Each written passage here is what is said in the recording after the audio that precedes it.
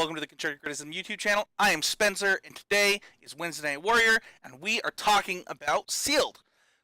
I was going to be going to Grand Prix Denver with Quentin Pierce and Casey Bloodworth, two of my former co-hosts from Constructive Criticism, and unfortunately, my son went to the ER, and I won't be able to go anyway. But because of that, I did get a chance to play a ton of Sealed this opening weekend on MTG Arena to practice for that event. Really excited about the format. I think it's super fun. It looks like people on Twitter are really enjoying it. So today I just want to go over the guilds, the key mechanics, some tips and tricks, and some key cards for you to look out for. Let's start with the guilds. So I don't think that any of the guilds are extremely bad, and I think that if you can open a good deck in every single one of them. So how I have them ranked is number 5 Boros, number 4 Golgari, number 3 Izzet, number 2 Selesnya, and number 1 Dimir. And I think that 1 and 2 are pretty interchangeable. And I think that 3, 4, and 5 are also pretty interchangeable as far as like how good they are. I think that Dimir and Selesnya are the best guilds by a pretty significant margin, but I think that all of the guilds are playable. So let's start with Boros. So we're specifically talking about Sealed in this, and I don't mean Team Sealed, which is something that you might be preparing for going into something like GP Denver. I think that Boros is the hardest one to get a good deck in, but there are good decks, and it also has some of the really good rares and uncommons. Not to say that Boros isn't playable in Sealed. I think that it totally is. I mean, when you think about some of the cards that you get, even at the common slot like Hammer Dropper, you have uncommons like Swift Justice. There's just lots of, just good cards in Boros. Sky Knight Legionnaire, Swathcutter Giant.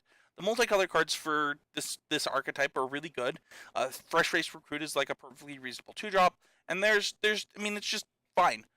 The problem is that it's really hard to get the correct number of things, I think, for this deck specifically.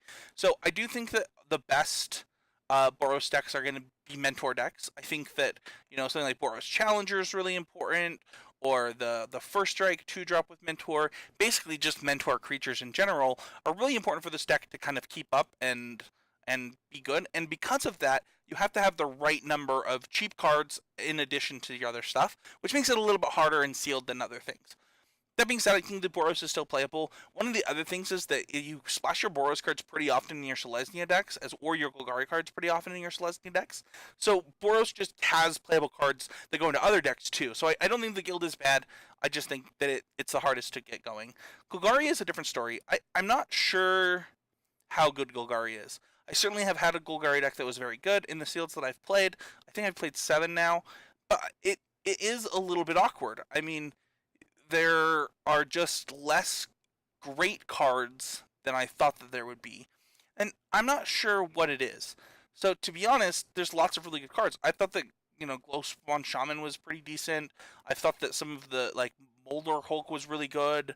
There's certainly good cards for this color combination. Pitless Gorgon is actually, or Pitiless Gorgon? Whatever the Death Touch creature's name is. That card's really good. It has some great rares in like Finality, and Stasis Statue is one that we'll get into very soon. But overall, I just think that you so often will just play 3 colors when you're base this because your Selesnya cards are so good and the mana fixing is so good that I have it ranked a little bit lower than Selesnya. And I think that when you think about like how mana intensive some of the Golgari cards are, that might be another reason. I'm not sure, to be honest. I think that there's something missing here, or I'm missing something. But the color combination is still totally playable. You can play your convoke creatures like Seizeworm. You can play, your Crawl Harpooners, things like that. Like the deck certainly isn't bad in any way. Or the color combination. It's just I don't think it's good as some as the others.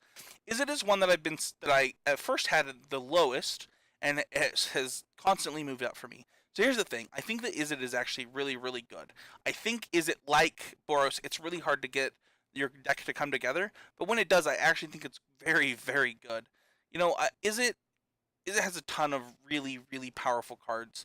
But one of the things that I think is the best, basically, is when you are a multicolored all-in Izzet deck with things like Hypothesizzle and League Guild Mage and what's the name of the 4-drop? I'll just pull it up. Crackling Drake, things like that, I think are just better. I think that when you are all in on Izzet and it turns out the way that it's supposed to be, it's one of the best decks. The problem that Izzet has is its rare slot. You know, the best all in deck is like a Wee Dragonauts deck, right? And Izzet doesn't really have great rares. Niv Mizzet's pretty good, but that's like super mana intensive. And then Rawl is a mythic rare, so it's really suffering at the rare spot while it has a bunch of other good cards. Just my initial impressions of the deck, something to think about. Uh, Selesnya is, I have it number 2. It could easily be number 1. Selesnya has tons of really good cards. It has the most convoke cards. Conclave Crawler is really good. It gets to use the white removal spells really effectively because it's kind of a mid-rangey big green deck rather than a fast aggressive deck. It loves combat tricks just like an aggressive deck would.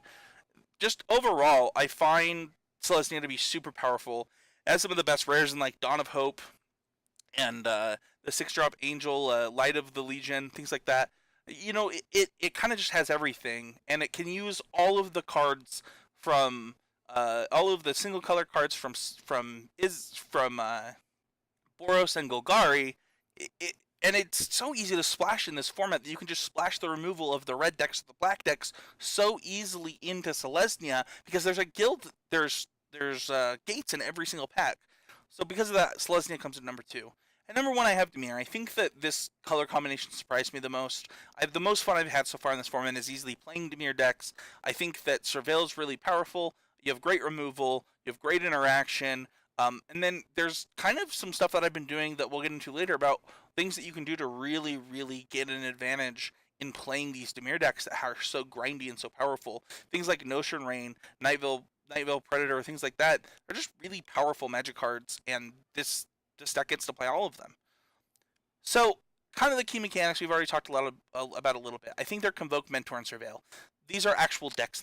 Like, Convoke is not a deck, I shouldn't say, but it is a mechanic that it gets tons of use in this format. It lets you speed out 4/4 Vigilance guys for 5. It lets you speed out your worms. The people are going to be tapping their creatures like no other in this format, and it's mostly okay because they're going to be playing these big giant things to hold down the ground anyway while they're doing it. Mentor is one that it just actually is a lot better than it looks on paper. Those 1/1 counters are actually really, really good, and I have been really impressed by things making combat tricks better because your combat tricks still are extra big, and the counter stays around permanently. So things like Take Heart, the white split card, those cards actually get a lot better in Mentor. And then Surveil is next, and Surveil is really important. We have a tipping trick for Surveil, and we have an important card. So let's kind of just get into it. So the first thing that you want to say is like, don't deck yourself with your Surveil cards. It's totally possible in this format to completely deck yourself because you Surveil so much, and you need to be careful about that. The second thing is like Disinformation Game is probably one of the bombiest cards in Sealed, and it's really powerful. So that card is a blue, a black, and 1. You draw a card, or your opponent discards a card, and then if you Surveil, you can return the enchantment to your hand. And there's tons and tons of ways to Surveil.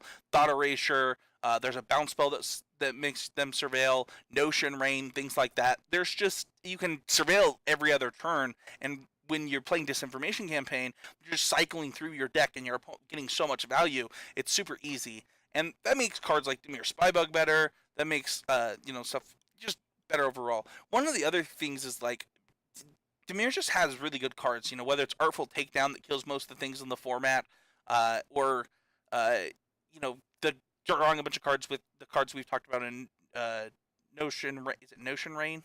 Yeah, Notion Rain and the Information Campaign is really good. And just like we said with Selesnya, it's like kind of super easy to splash something like Stasis Statue into the deck by just playing a couple of Golgari Guild Gates. So overall, I think Dimir has a ton of play to it, and it's really easy to get ahead with. The other things that I would say about this is something we've already kind of hit on. It's splashy removal. It's super easy. It's super worth it, and you're going to find ways to gain advantages. I would just say play your small creatures, whether it's your Healing Hawks or your the Typhoid Rats that cost 1 black. I think it's something Assassin. It's Hired Poisoner. I think that card's really good. And then cards like Wall of Mist have actually been really good for me in my Dimir decks. You just play it, it blocks their 4/4 Convoke dudes. It just blocks everything, really holding down the ground so that you can start to gain an advantage through Surveil. Really good. And then I think that the other thing to think about with all of this is that when you want to Convoke, you want small creatures. When you want to Mentor, you want small creatures. Because everybody else is playing small creatures, you need to play cheap stuff too, like Hired Poisoner and Wall of Mist to block their small creatures. And it kind of all evens out in the end. And then finally, the last couple cards I want to talk about. We've already talked about Wall of Mist. We've already talked about Disinformation Campaign. I think the last card I want to talk about is Ladev Champion. So that card is a green and a white for a 2/2 that you can pay 5 mana to activate it to put a 1/1 into play with lifelink. And then it has another ability that when it attacks, you can tap other creatures to give it +1/+1 for each creature tap this way. This card completely takes over the board and really does help out Selesnya as one of the go-to decks. I mean, it's an uncommon that's very good, very powerful. Between that, Conclave, Cavalier, and all the other amazing green-white cards, I think that's what puts the color combination so far ahead. So that's it this week for Wednesday Night Warrior. Please leave a comment. Let me know about your key cards, how you rank things, any tips and tricks that you see that people can use to go win their PPTQ and their sealed PPTQ in the coming week. So thanks everybody for watching. Hit that like, hit that sub button, ring the bell so you can get more of these videos, and we'll see you guys all next week with another Wednesday Night Warrior.